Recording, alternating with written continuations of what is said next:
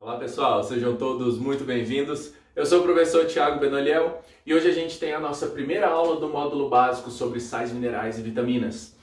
E nessa aula de hoje, gente, eu quero apresentar para vocês um pouco sobre quais são os chamados sais minerais, então quem são, né, esses compostos e um pouquinho das principais funções que eles estão relacionados, beleza? Bom, então, primeira coisa que vocês precisam lembrar é sobre uma propriedade da água que era chamada dissociação iônica, aonde compostos iônicos, quando eram jogados na água, ao se dissolverem, eles se separam, né? Então, os dois componentes ali de um composto iônico acabam se separando. Se vocês lembrarem bem, compostos iônicos são formados por elementos que têm cargas opostas, né? Então, um é positivo, o outro é negativo. E aí, quando você tem essa dissociação dos dois, os dois elementos mantêm as cargas elétricas, então eles continuam sendo íons, certinho? Não se esqueçam disso. Então todos esses elementos minerais que vieram, né, de uma formação iônica e estão dissolvidos na água vão apresentar carga elétrica, beleza? Isso é muito importante porque várias das propriedades que eles atuam, né, que eles estão relacionados, são consequência da carga elétrica que eles apresentam. Beleza? Muito bem. Bom, quando a gente fala um pouquinho de nutrição, uma classificação é muito comum de aparecer em relação aos minerais, né? Então há uma distinção entre a quantidade que nós precisamos comer diariamente, certo? Quando essa quantidade ela é superior a 100 miligramas, então 100 miligramas por dia, né? Nós chamamos esses elementos de macrominerais, certo? Já quando nós precisamos de uma quantidade inferior a 100 miligramas por dia, aí nós chamamos esses elementos de microminerais. Outro nome que pode aparecer para os microminerais, o nome também usual, é de elementos traços, né? Justamente porque alguns deles, a quantidade necessária é infinitamente baixa. É uma quantidade tão pequena que nem é muito mensurável, né? A gente chama de um traço. Então tem ali um vestígio, um traço, certo? Então é daí que vem esse nome, né? Elementos traços. Tudo bem? Então lembrem-se, né, que quando você está falando de um mineral, você não está se referindo a substâncias orgânicas, né? Então minerais são substâncias inorgânicas, beleza? Então não confundam, né, as duas coisas.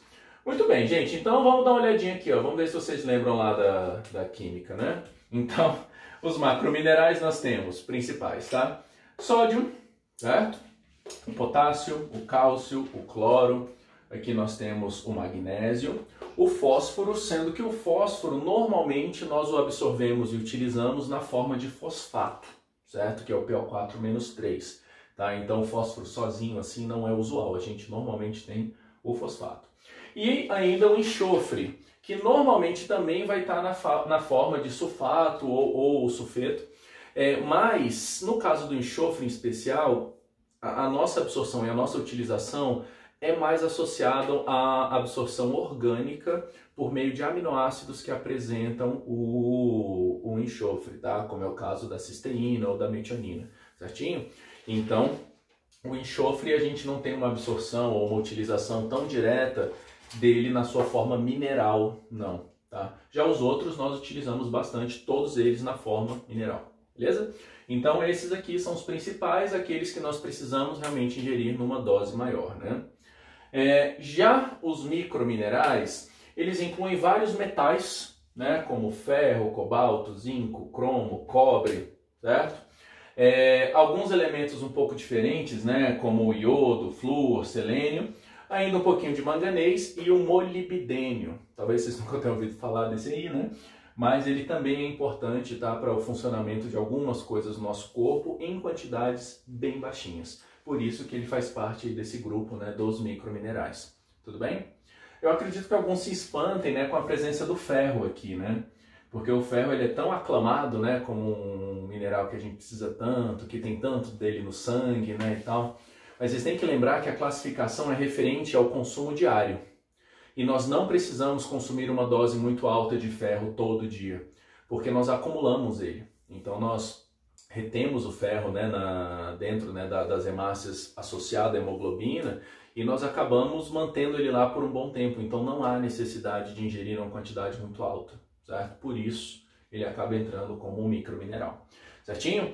Eu não coloquei as cargas elétricas desses daqui porque alguns deles podem ter diferentes níveis, tá, de oxidação e por isso tem uma variação na carga elétrica, tá bom? Por isso eu não coloquei no de baixo. Os de cima estão certinhos porque essa carga elétrica normalmente é a mantida, tá bom? Então, só para vocês terem essa noção. Tá, beleza, mas aí o que esses minerais fazem dentro da gente, né? Então, quando a gente pensa um pouco, talvez uma das principais funções dos sais minerais no nosso corpo seja o controle da água. Isso mesmo, água. Por quê?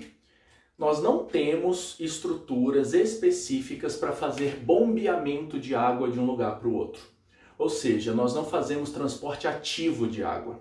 E isso é um problema, porque quando eu quero que a água vá passar de um lugar para o outro, né, então atravessando uma membrana, né, de uma célula para outra, eu preciso fazer com que ela passe de forma passiva, por osmose. Mas como que a gente controla a osmose se ela é passiva? Percebem? Então isso realmente é um problema.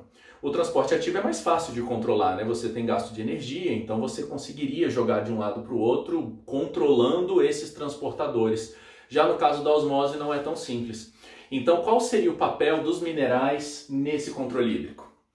Você, com o uso de transporte ativo dos minerais, principalmente do sódio, do potássio e do cloro, tá bom? Então esses três aqui são os principais, né, nessa função.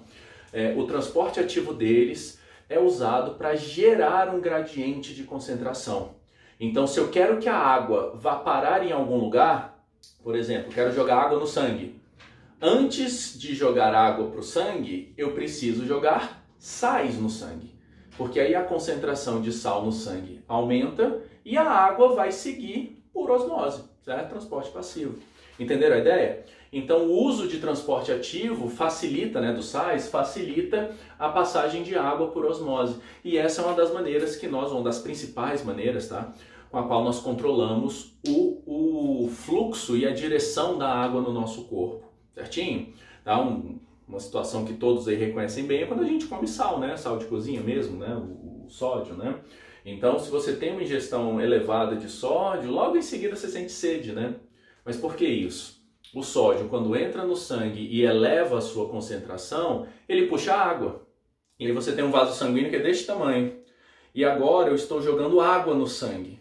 O seu vaso sanguíneo não aumenta muito. Ele tem uma dilatação, mas não é essas coisas todas. E você está jogando mais água lá dentro. Então imagina, eu estou aumentando a quantidade de sangue, mas eu não aumento o volume. Então na prática aumenta o quê? A pressão. E é por isso que a gente tem um aumento de pressão arterial quando comemos uma coisa salgada, certo? Como você está jogando muita água no sangue, os seus rins começam a retirar esse excesso de água junto, né, do sódio também, e aí você acaba, né, voltando aos níveis normais. Só que isso te leva a desidratação, porque para eliminar essa quantidade de sódio, você eliminou bastante água junto. E daí vem a sensação de sede, né? Então por isso nós sentimos sede ao comer algo salgado. Certinho, meninos? Tá, então, né, lembrem-se aí dessa ideia, os principais agentes, né, no controle hídrico é realmente o sódio, o potássio e o cloro. Tranquilo? Muito bem. Outra função muito importante associada aos minerais é a de impulsos nervosos, tá? Então, a maneira como os nossos neurônios transmitem uma informação nada mais é do que um fluxo de sódio e potássio, certo? Então, a presença, né, de sódio e potássio dentro e fora do neurônio gera uma diferença de carga elétrica, certo? Uma diferença de potencial que nós chamamos, né? Essa diferença de potencial, ela é uma voltagem, tá, meninos? E essa voltagem nós conseguimos medir nos neurônios. Então, o que gera realmente o chamado impulso nervoso, né, nada mais é do que um fluxo de sódio e potássio. Então, ele é fundamental para o funcionamento de todo o nosso sistema nervoso. Tranquilo? Além disso, a interação entre o sistema nervoso e o sistema muscular também, né, vai ter conexão com esses íons. Então, a presença de sódio e de potássio é importante para a própria contração muscular. E aí entra mais um íon nessa história, que é o cálcio. Então, o cálcio ele vai atuar dentro dos nossos músculos, promovendo em si a contração muscular.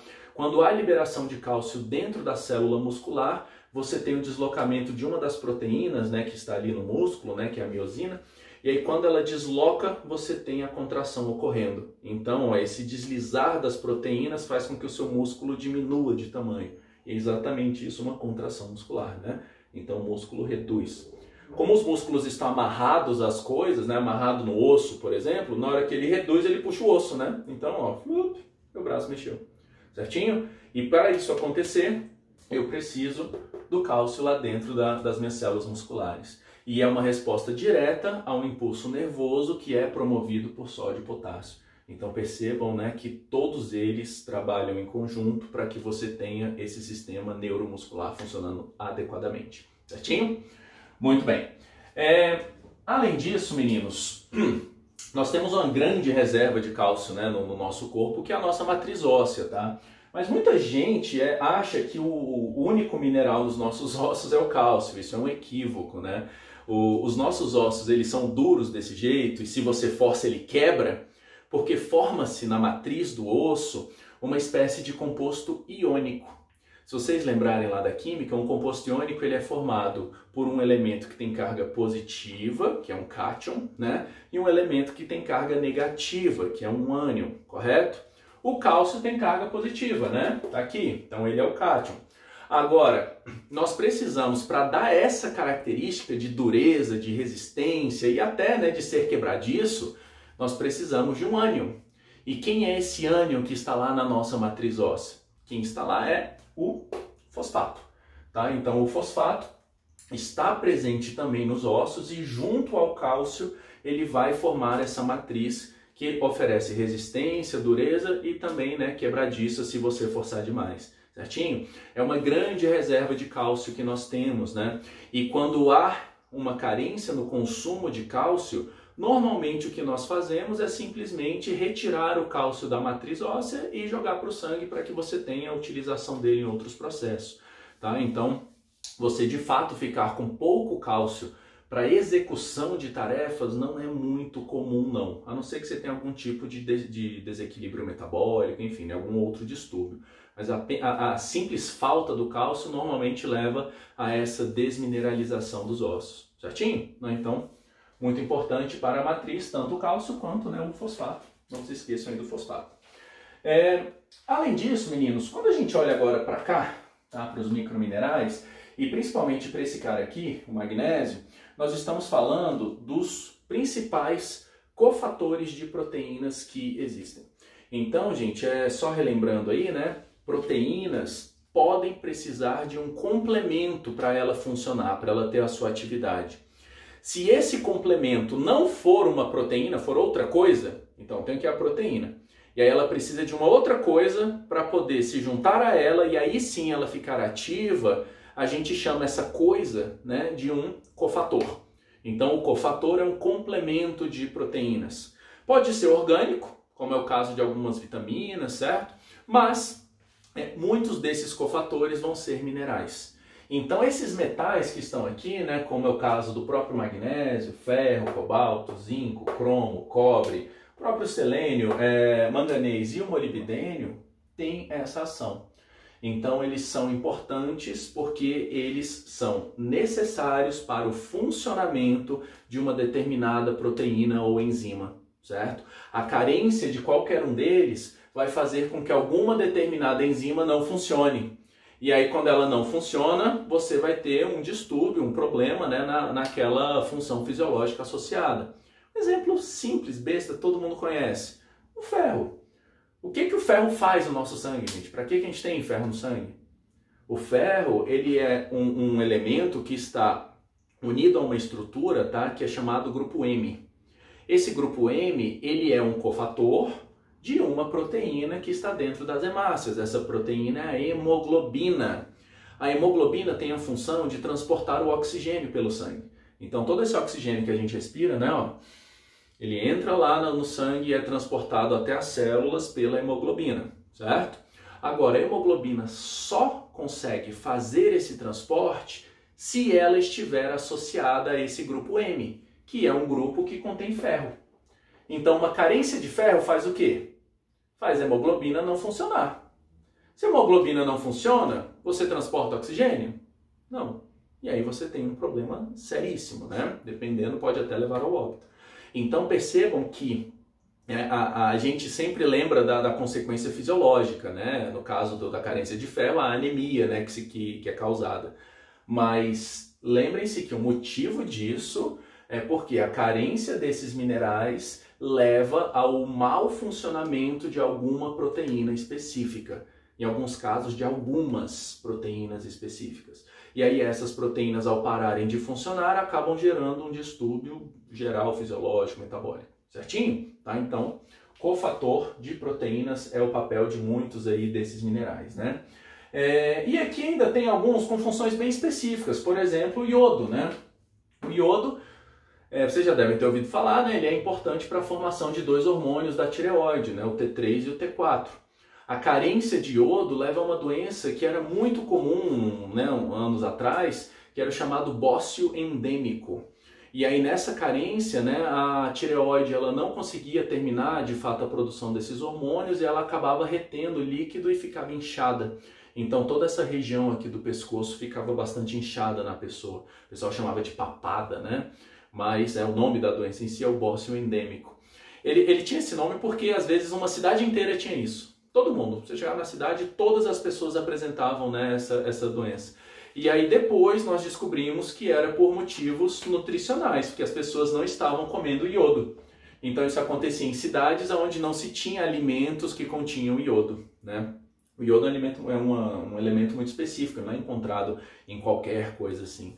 E aí por isso que foi sugerida uma solução muito elegante que deu certo, que foi a adição do iodo em uma coisa que todo mundo come, que foi o quê? Sal de cozinha. Então, os sais de cozinha, né, que a gente usa hoje, é o cloreto de sódio, né, uma mistura de sódio com cloro, mas ele, além dos dois, tem também iodo, ele é iodado. Vocês podem olhar lá escrito, isso está na legislação brasileira, por isso que todo sal de cozinha vendido por aí, ele é adicionado de iodo, certinho? Justamente para evitar, né, o bócio endêmico, né? E nós ainda temos aqui alguns elementos curiosos, como o próprio flúor, né? O flúor ele é considerado importante para a manutenção e formação do esmalte dos nossos dentes. Então a matriz, né, que forma o esmalte dos dentes, a presença de flúor é necessária. Então também uma função bastante específica. Certinho, gente? Então esses são os minerais. Alguns deles que têm múltiplas funções e são funções, né, gerais no corpo, outros com funções muito específicas. Mas todos são importantes, cada um na sua dose, cada um do seu jeito. Beleza? Bom, então é isso aí por hoje, pessoal. Muito obrigado e até a próxima.